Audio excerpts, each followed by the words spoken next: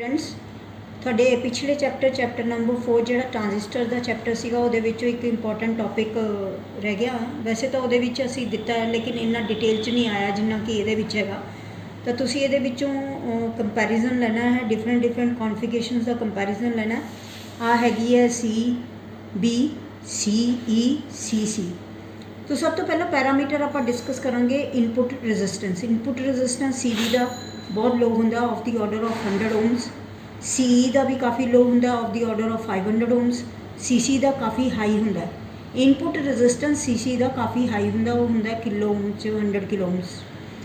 हुण आंदी है output resistance. Input resistance output resistance. Output resistance जिहड़ा है सी ई का हाई होंदा। जिहड़ा सी ई कॉन्फिगरेशन है ना उन्होंने आपां इसलिए ज़्यादा यूज़ करते हैं क्योंकि इत्थे तुसीं देख रहे हो कि इनपुट रेजिस्टेंस लो होंदा ते आउटपुट रेजिस्टेंस हाई होंदा। इनपुट रेजिस्टेंस सी ई का जिहड़ा है कॉन्फिगरेशन का 100 ओम्स की रेंज होंदा, जबकि आउटपुट रेजिस्टेंस का मैगा ओम की रेंज होंदा। तां करके आपां सी ई कॉन्फिगरेशन नूं ज़्यादा यूज़ करते हैं क्योंकि कोई भी ट्रांजिस्टर नूं आपां एज ए एंपलीफायर यूज़ करना तो आपां नूं उहदा इनपुट रेजिस्टेंस जिहड़ा लो चाहिए ते आउटपुट रेजिस्टेंस हाई चाहिए। सी ई कॉन्फिगरेशन का इनपुट रेजिस्टेंस लो है तो हाई आउटपुट रेजिस्टेंस हाई है, तां करके आप सी ई नूं ज़्यादा यूज़ कर सॉरी ये सी बी सी सी सी ई नूं ज़्यादा यूज़ करते हैं। सी सी जिहड़ी है उहदे अंदर जिहड़ा इनपुट रेजिस्टेंस काफ़ी हाई होंदा ते आउटपुट रेजिस्टेंस लो होंदा, that is in few ohms. हुण आंदी करंट एंपलीफिकेशन। कोई भी ट्रांजिस्टर कितना क एंपलीफाई करता है that is being indicated by the current gain और एंपलीफिकेशन। जिहड़ा सी बी कॉन्फिगरेशन है उहदा एंपलीफिकेशन फैक्टर हैगा 0.98, यानी एक तो भी घट जिहड़ी है एंपलीफिकेशन दिंदा है। इहदा हैगा हाई और इहदा हैगा very high, that is current gain. Leakage current इहदा वेरी स्मॉल होंदा है of the order 1.5 micro ampere. इहदा बहुत ही ज़्यादा होंदा है 20 to 500 माइक्रो एम्पीयर। इहदा बहुत ज़्यादा होंदा है, इहदा भी 20 to 500 माइक्रो एम्पीयर होंदा है। तो हुण आपां आने वोल्टेज गेन। वोल्टेज गेन जिहड़ा है सी बी का 150 होंदा है ते सब तो ज़्यादा वोल्टेज गेन जिहड़ा है 500 वो होंदा है सी ई का। सी ई कॉन्फिगरेशन नूं आपां इसलिए भी ज़्यादा यूज़ करते हैं क्योंकि इहदा जिहड़ा वोल्टेज गेन वो सब तो हाई होंदा है। इहदा जिहड़ा सी सी है सी सी नूं सब तो घट यूज़ करते हैं क्योंकि इहदा करंट गेन जिहड़ा लेस दैन यूनिट होंदा है। As far as the applications is concern, application जिहड़ी है इहनूं आपां इंपीडेंस मैचिंग लई यूज़ करते हैं। मैचिंग कहते हैं दो पासे सर्किट नूं मैच करने। जब मैचिंग की गल आती है बेसिकली इस रेजिस्टेंस नूं मैच करते हैं। हाई इनपुट है लो आउटपुट है, हाई इनपुट है लो आउटपुट है, that is why this is used for the impedance matching of high input low output. This is C E is used as an amplifier where C C is used in for the impedance matching of low input and high output. So this was comparison of different configurations. Discuss करांगे कि ਜਿਹੜੇ different configurations तुसीं पढ़े हैं that is C B C C and C E, ਉਹਦੇ ਜਿਹੜੇ gain ਹੁੰਦੇ ਆ ਜਿਵੇਂ ਕਿ ਸੀ ਬੀ ਦਾ ਗੇਨ ਹੁੰਦਾ ਬੀਟਾ ਤੇ ਸੀ ਈ ਦਾ ਗੇਨ ਹੁੰਦਾ ਅਲਫਾ ਤੇ ਸੀ ਸੀ ਦਾ ਗੇਨ ਹੁੰਦਾ ਗਾਮਾ। ਇਹਨਾਂ ਗੇਨ ਦੇ ਵਿੱਚ ਆਪਾਂ ਇੱਕ ਰਿਲੇਸ਼ਨਸ਼ਿਪ ਡਿਵੈਲਪ ਕਰਨ ਦੀ ਕੋਸ਼ਿਸ਼ ਕਰਾਂਗੇ। ਕਿਵੇਂ ਰਿਲੇਸ਼ਨਸ਼ਿਪ ਡਿਵੈਲਪ ਕਰਾਂਗੇ? ਜਿਹੜਾ ਸੀ ਬੀ ਹੈਗਾ ਉਹਦਾ ਜਿਹੜਾ ਕਰੰਟ ਗੇਨ ਹੈ that is what is gain? Gain is output over input. अगर output current over input current लेने दैट इज़ गेन। तो beta is I C over I B, then alpha is I C upon I E. C C का gain की है that is I E upon I B. इन्ना alpha beta और gamma च आप relationship develop करांगे। थानू पता ही है कि emitter current is equal to collector current plus base current होंदा। So what will be the base current? इधर आके माइनस हो जाऊगा, that is emitter current minus collector current. आप हुण चलते हैं सी बी ते। सी बी का बीटा की होंदा? सी बी का बीटा होंदा delta C by delta I B. आप ये एक्सप्रैशन हैगी डेल्टा आई सी नूं ऊपर रख लिया तो डेल्टा आई बी आप इत्थों चेक करके इहदे च पाता नीचे। डेल्टा आई बी कितना हो जाएगा? आई E minus I C. So beta कितना आ गया? Delta I C upon delta I E minus I C. So इस एक्सप्रैशन नूं आपां उपर नीचे न्यूमरेटर डिनोमीनेटर नूं आपां आई ई दे नाल जिहड़ा है डिवाइड कर सकते हैं। न्यूमरेटर डिनोमीनेटर नूं आपां किसी भी एक चीज़ नाल डिवाइड कर सकते हैं। So delta I C upon delta I E उपर आ गया तो आई ई अपॉन आई ई 1 इत्थे आ गया तो minus delta I C upon I E इत्थे आ गया। हुण delta I C upon delta I C upon delta I की कितना कितना होंदा alpha. So delta I C upon delta I की बजाय असी अल्फा लिखता। सो बीटा कितना आ गया alpha alpha over 1 minus alpha. So this was the relationship of beta and gamma. हुण beta and alpha sorry. So now इत्थे ये अल्फा रह गया। हुण अल्फा नूं देख ली। अल्फा जिहड़ा है अल्फा नूं डिराइव करने लई आपां की करना है उपर नीचे आपां आई ना डिवाइड किया उपर नीचे आई ना डिवाइड किया तो delta I C upon I E delta I E what is gamma delta I E upon delta I B. So I E upon I B की बजाय आई बी कितों लवांगे आप I B will be equal to I E minus I C और ऊपर नीचे आप delta आई ना डिवाइड करता तो डेल्टा आई 1 हो गए and delta I E upon I E इत्थे भी 1 आ गया तो ये डेल्टा आई सी माइनस आई ई ये अल्फा आ गया। So gamma is equal to कितना आ गया 1 upon 1 minus alpha. This is the relationship of alpha and beta. This is the relationship of gamma and alpha. तो हुण आपां चैप्टर नंबर 5 स्टार्ट करते हैं थोड़ा ट्रांजिस्टर बायसिंग एंड स्टेबलाइजेशन। जिहड़ा ट्रांजिस्टर है तुसीं पिछले चैप्टर च जिहड़ा ट्रांजिस्टर पढ़िया वो एज ए कंपोनेंट पढ़िया। ट्रांजिस्टर दा बेसिकली मेन फंक्शन जिहड़ा है वो एज ए एंपलीफायर है। ट्रांजिस्टर नूं आपां एंपलीफायर च ज़्यादा यूज़ करते हैं। वैसे ट्रांजिस्टर का एक होर फंक्शन भी है स्विचिंग द सर्किट। या तो ट्रांजिस्टर नूं आपां स्विचिंग लई यूज़ करते हैं या एंपलीफिकेशन लई यूज़ करते हैं। तो सब तो पहलों आपां अंडरस्टैंड करांगे भी एंपलीफिकेशन हुंदी की है। एंपलीफिकेशन दे विच जिवें कि आपां आ सिग्नल दिता आपां नूं आ आउटपुट मिल गई। जब तुसी किसी भी सिग्नल का लैवल बढ़ाने हो without changing the shape of the signal that is known as amplification. So what is amplification? It is the process of raising the level of the signal without any change in the shape that is called amplification. Amplification दो तरीके की हो सकती है। या तो एंपलीफिकेशन unfaithful होंदी है या फेथफुल होंदी है। जिहड़ी अनफेथफुल एंपलीफिकेशन होंदी है सपोज करो आ तुसी सिग्नल दिता तो तुहानूं आ आउटपुट मिल गई। इहदे विच नैगेटिव सिग्नल कट हो गया। कोई भी अगर पोर्शन कट होंदा है अगर एंपलीफाइड सिग्नल च कोई भी पोर्शन कट होंदा है that is not a good thing that is unfaithful amplification. Whereas in the faithful amplification आ आप सिग्नल दिता सानू सारी दी सारी शेप मिल गई with the change in the level with the amplified level signal level of the signal. So this is called the faithful amplification. Transistor नूं आपां लगाना है तो ट्रांजिस्टर नूं आपां इस तरह दे नाल बायसिंग वगैरह करनी है ताकि सानू फेथफुल एंपलीफिकेशन मिले। अनफेथफुल एंपलीफिकेशन च कोई ना कोई कंपोनेंट कट जाता और कोई ना कोई आवाज़ जी है थोड़ा कोई ना जिवें गाना आ रहा तो कुछ गाना कट जाएगा कुछ गाना आ जाएगा। तो फेथफुल एंपलीफिकेशन तो थोड़ा पूरा का पूरा गाना मिलेगा। जिस चीज़ में तुम चेंज इन वॉल्यूम कहने हो इंक्रीजिंग द वॉल्यूम कहने उसनों असीं टैक्नीकल लैंग्वेज एंपलीफिकेशन कहने कि ट्रांजिस्टर ने एंपलीफाई करता सिग्नल। तो एंपलीफिकेशन जिहड़ी हुंदी है वो किमें एंपलीफिकेशन हुंदी है आपां उहदे लई क्या क्या चीज़ां जरूरी हैगियां। सब तो पहलों आपां अंडरस्टैंड करांगे कि इहदी करैक्टरिस्टिक्स किस तरह दे हुंदे आ।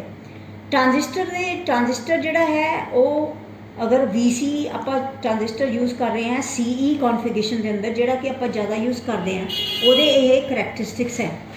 ध्यान नाल तुसीं ऑब्जर्व करो इस करैक्टरिस्टिक्स नूं। आ आउटपुट करैक्टरिस्टिक्स है ऑफ CE कॉन्फिगरेशन। ठीक है। ये अंदर जेडे आ वाली चीज़ जी कि तुसीं पहलों भी डिस्कस कर चुके हो पिछले चैप्टर च आ वाली चीज़ होंदी है AC लोड लाइन। ये उपर जी रैड लाइन आ रही है this is DC load line with the DC condition. DC load line तो AC लोड लाइन जिथे कट कर दी है ना उत्थे एक पॉइंट होंदा ऑपरेटिंग पॉइंट उन्होंने कहते Q पॉइंट। तो ट्रांजिस्टर के अंदर अगर तुसीं फेथफुल एंपलीफिकेशन लैनी है तो ये एक कंडीशन सैटिस्फाई करना पैना है कि वो कंडीशन ये है कि जिहड़ा इहदा ऑपरेटिंग पॉइंट हुंदा ना ट्रांजिस्टर का वो एक्टिव रीजन च होना चाहिए। ट्रांजिस्टर के आउटपुट करैक्टरिस्टिक्स आपां करने किन्ने रीजनस होंदे 3 सैचुरेशन रीजन होंदा है कट ऑफ रीजन होंदा है तो एक्टिव रीजन होंदा है। ट्रांजिस्टर तुहानूं एंपलीफिकेशन दे दे इहदे लई ना तो तुहानूं सैचुरेशन रीजन च जाना है ना ही कट ऑफ रीजन च जाना। तुसीं एक्टिव रीजन च ऑपरेट करना ट्रांजिस्टर ट्रांजिस्टर में एक्टिव रीजन च ऑपरेट करने लिए आप देखेंगे भी यदा Q पॉइंट कितने है। जो Q पॉइंट यदा एक्टिव रीजन च हैगा तो ट्रांजिस्टर सानू अच्छी एंपलीफिकेशन देगा that is called the faithful amplification मिलेगी। Q पॉइंट भी वो भी middle of the load line होना चाहिए। क्यू पॉइंट बेसिकली हुंदा की है, मन कर चलते हैं आ क्यू पॉइंट है, इत्थे आपां आ क्यू पॉइंट आ रहे, ठीक है। तो क्यू पॉइंट क्या हुंदा, जिथे एसी लोड लाइन तो डीसी लोड लाइन आपस में कट कर दी ना, आ वाला point, that is known as Q point. और क्यू पॉइंट में जिन्ना तुसी मिडल ऑफ द रीजन रखोगे एक्टिव रीजन उन्ना वधिया। तो क्यू पॉइंट नू अगर आप middle of the active region लियाना तो सानू दो चीज़ां सैट करनियां पैणगियां, किहड़ियां, आईसी ते बीसी। आईसी ते बीसी ही सैट करके आप क्यू पॉइंट नू middle of the active reason लिया सकते हैं। अदरवाइज की होएगा, अगर क्यू पॉइंट नीचे या ऊपर चला गया, अगर नीचे चला गया तो कट ऑफ च चला जाएगा, ता भी थोड़े कुछ पोर्शन कट जाएगा, जे सैचुरेशन चला गया ता भी कुछ पोर्शन कट जाएगा। So this is the right place where we have to set down the Q point. Q point is known as the operating point. और ऑपरेटिंग पॉइंट असी किवें करते, ऑपरेटिंग पॉइंट डिटरमिन करने लिए आपां नूं आईसी ते बीसीई दी वैल्यूज़ नूं सैट करना पैंदा। जब आप आईसी ते बीसीई दी वैल्यूज़ नूं सैट करते हैं तो उन्होंने आप कहते बायसिंग, बट ट्रांजिस्टर की आप बायसिंग करते। तो ट्रांजिस्टर की बायसिंग जिहड़ी करनी है, ट्रांजिस्टर जिहड़ा है कल्ला काम नहीं करता, ट्रांजिस्टर के नाल तुहानूं होर भी कंपोनेंट्स लगाने पैंदे हैं, काफ़ी सारे कंपोनेंट्स लगाने पैंदे हैं तां ट्रांजिस्टर काम करता। हुण ट्रांजिस्टर के नाल आप कंपोनेंट्स जब लगाने हैं तो मन करके चलते हैं कि जिवें आ ट्रांजिस्टर है, हुण ट्रांजिस्टर असीं मार्केट तो खरीद लिया, वो एंपलीफायर का काम नहीं करेगा, जबकि आपां इहदे नाल होर कंपोनेंट्स ले लगावांगे। ट्रांजिस्टर एज ए एंपलीफायर तद काम करेगा जब ऊपर नीचे आपां दो रजिस्टर लगावांगे, इत्थे रजिस्टर लगावांगे, एक कैपेसिटर इनपुट च ते एक कैपेसिटर आउटपुट च लगावांगे। सो ट्रांजिस्टर जो है बेसिकली एंपलीफायर तद काम करता है जब उहदे नाल आपां उहनूं बायसिंग करदे। और बायसिंग करन लई आपां की करदे, बायसिंग का मतलब हुण की हुंदा, setting of the Q point. Q point नूं सैट करना, क्यू पॉइंट नूं सैट करना तो क्या क्या चीज़ां सैट करनी पईयां, आ emitter collector emitter voltage set करनी पड़ेगी, तो ये थ्रू जो कलैक्टर करंट आ रहा उन्होंने सैट करना पेगा। सो ये वाले सारे रजिस्टेंसिस लगा के आप कहने कि ट्रांजिस्टर की आप बायसिंग करते। सो जिथे तक ट्रांजिस्टर की बायसिंग की गल आती है, what is transistor biasing, setting the Q point in the active region is known as biasing. और when we talk about the setting of the Q point, it is defined as the, जब आप transistor को कोई भी signal नहीं देंगे input से, तो वो कलैक्टर से थोड़ा जा जिहड़ा करंट आता है that is known as zero signal collector current. Zero signal collector current तद का करंट हुंदा है जब आप कोई भी सिग्नल नहीं देंगे। सो आप देखते हैं जब आप बायसिंग करती, so what is biasing is it is proper flow of the zero signal collector current, पहली चीज़। और दूसरी चीज़, we are maintaining the proper values of IC and BC.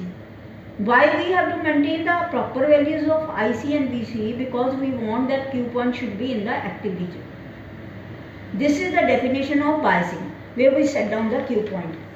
Now when we call upon setting of the Q point जेड़ा active region च हुंदा है, उत्थे एक टर्म आंदी है थर्मल रनवे। थर्मल रनवे क्या है ना कि जब आप Q point नूं सैट कर दिता, BCE और IC दी वैल्यू सैट कर दी, उस तो बाद की है कि टैंपरेचर वगैरह या वैदर कंडीशन जब चेंज होंदी है, उहदे नाल उहदे अंदर ICO जो रिवर्स सैचुरेशन करंट है वो चेंज होना। यानी कि what is thermal runaway, thermal runaway is the shifting of उहदे नाल क्यू पॉइंट भी शिफ्ट होंदा है, shifting of the operating point Q point with respect to the variation in the temperature of collector junction.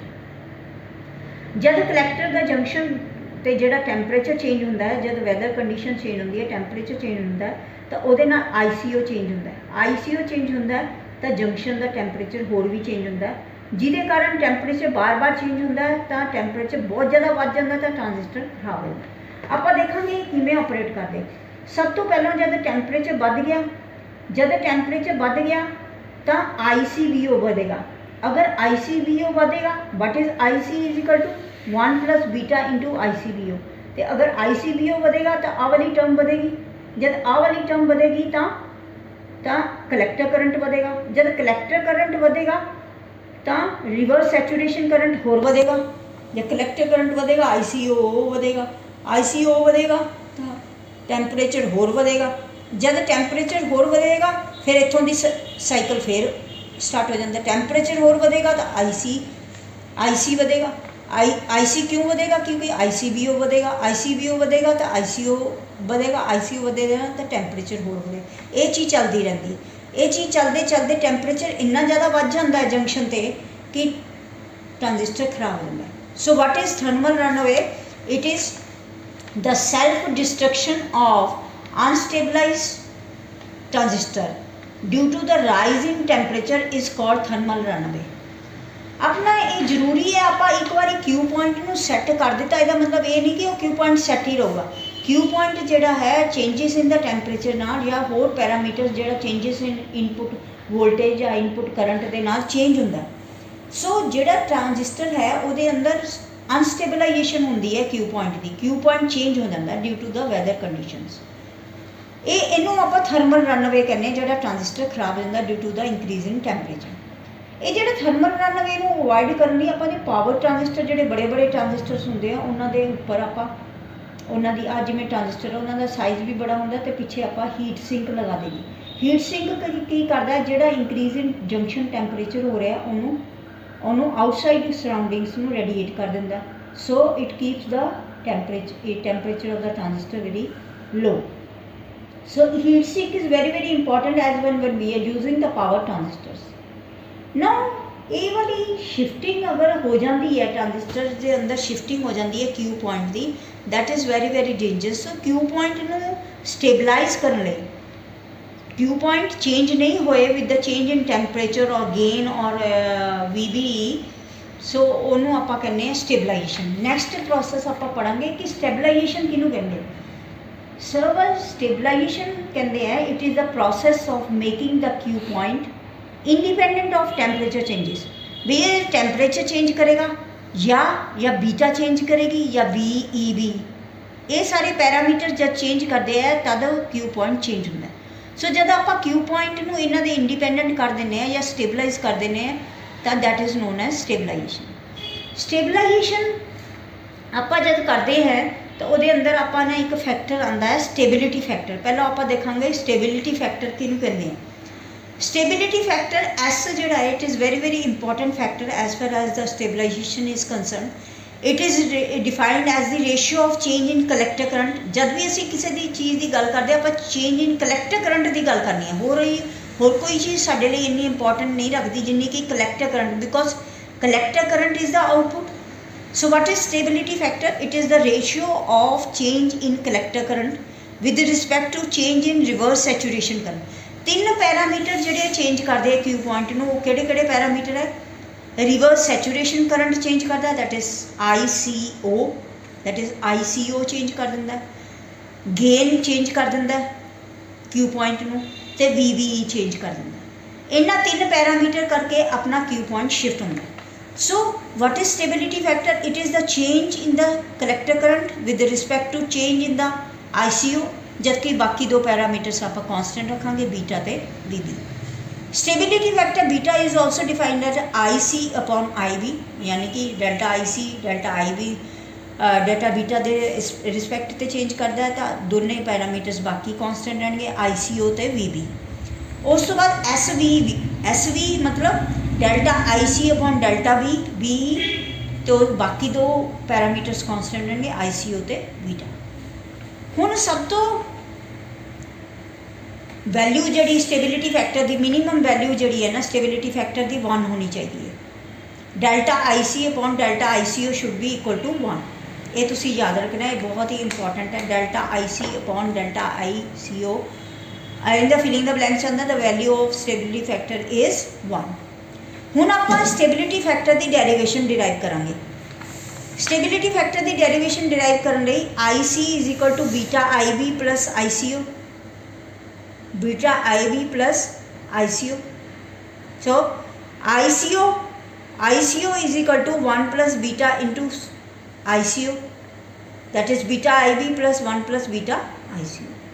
इनू चक के इतने पा दा, ठीक है। हुण आपां ये पूरी इक्वेशन नू डिफरेंशिएट करांगे विद रिस्पैक्ट टू IC। जब इनू आप डिफरेंशिएट करांगे तो कॉन्स्टेंट तो बाहर ही नहीं, delta IB upon delta IC इधर आ गया, तो 1 plus beta delta ICO upon delta IC आ गया, ठीक है। और आ वाली टर्म असी इधर रख ली तो बाकी आ वाली टर्म असी इधर नूं लै गए, तो इधर नूं लैके माइनस हो जाऊगा delta I C upon delta I C minus beta into delta I B upon delta I C आ गया। हुण आ जिहड़ी चीज़ है इनू आप उपर लिख सकते हैं delta I C upon delta I B O. So ये हो जाएगा 1 plus beta upon S is equal to 1 minus beta into delta I B upon delta I C, delta I B upon delta I C इतों आ गया। Now what is S is equal to, S इधर चला गया तो आ वाला पूरा factor इधर नीचे आ जाएगा, तो की हो गया this is equal to S is equal to 1 plus beta over 1 plus beta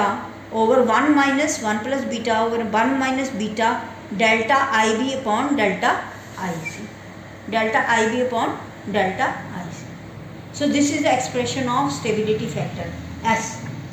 stabilization बहुत इंपॉर्टेंट है क्योंकि अगर आप स्टेबलाइजेशन नहीं करांगे, क्यू पॉइंट अगर बाई चांस शिफ्ट हो गया तो it will not give us the proper amplification of the signal. तो स्टेबलाइजेशन लियाउण लई किसी भी ट्रांजिस्टर विच स्टेबलाइजेशन लियाउण लई आपां नूं बायसिंग सर्किट लगाना होगा। बायसिंग सर्किट की आप कुछ रजिस्टर्स लगा देंगे ट्रांजिस्टर के नाल, वो बायस करेंगे। जब आप बायसिंग सर्किट लगा देना तो वो की करेगा, डिक्रीज कर देगा आई बी के नाल बीटा डिक्रीज हो गया, अगर बीटा डिक्रीज हो गया तो बीटा आई बी डिक्रीज हो गया, आ वाला फैक्टर डिक्रीज हो जाता। जब आ वाला फैक्टर डिक्रीज हो जाता है तो आई सी जोड़ा भी आ हैगा आई सी बी ओ है ना, जो टैंपरेचर बढ़ता है ना तो आई सी ओ बी ओ बढ़ता है, तो आ वाला फैक्टर बढ़ता है तो आप बायसिंग सर्किट लगाया होंगे, आ वाला फैक्टर घटता है, तो सो आ बढ़ता आ घटता है, सो आई सी कॉन्सटेंट हो जाता by the different biasing circuit. और जो बायसिंग करनी है अपने डिफरेंट सर्किट्स होंगे हैं, फिक्सड रजिस्टर बायसिंग होंगे, collector to base resistor biasing होंगे, एमीटर रजिस्टर बायसिंग होंगे, तो पोटेंशियल डिवाइडर बायसिंग होता है।